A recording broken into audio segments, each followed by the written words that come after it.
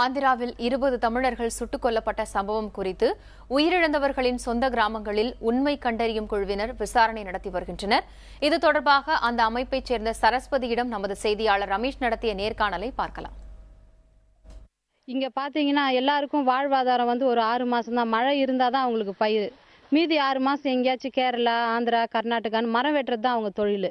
இல்லை வீடு கட்டுற வேலை, அப்புறம் மற்ற ஏதாவது கூலி வேலை தான் அவங்களது தொழில். இப்படி இருக்கிறவங்களுக்கு படிப்பறிவு இல்லை. இன்னும் பார்த்தீங்கன்னா ஆந்திரா சிறையில் 430 பேர் இருக்கிறாங்க. இதில் திருவண்ணாமலை மாவட்டத்தை சேர்ந்தவங்களும் விழுப்புரம் மாவட்டத்தை சேர்ந்தவங்களும் லாக்அப்லேயே 4 பேர் இறந்து போயிருக்கிறாங்க.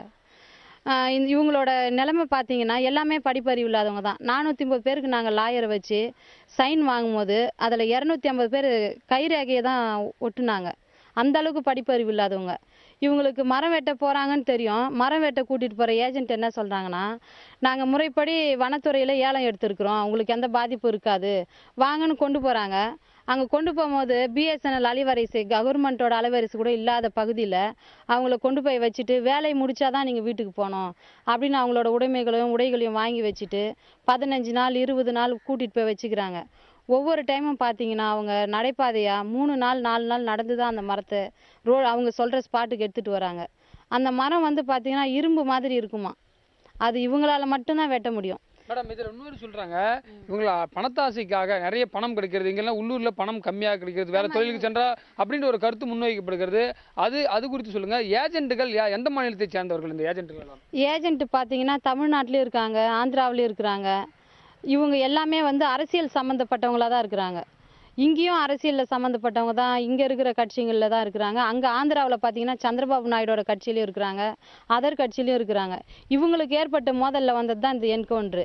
இங்கே ஒரு கட்சியினர் அனுப்பும் போது இன்னொரு கட்சியினர் தகவல் கொடுக்குறாங்க அங்கே காவல்துறைக்கும் வனத்துறைக்கும்.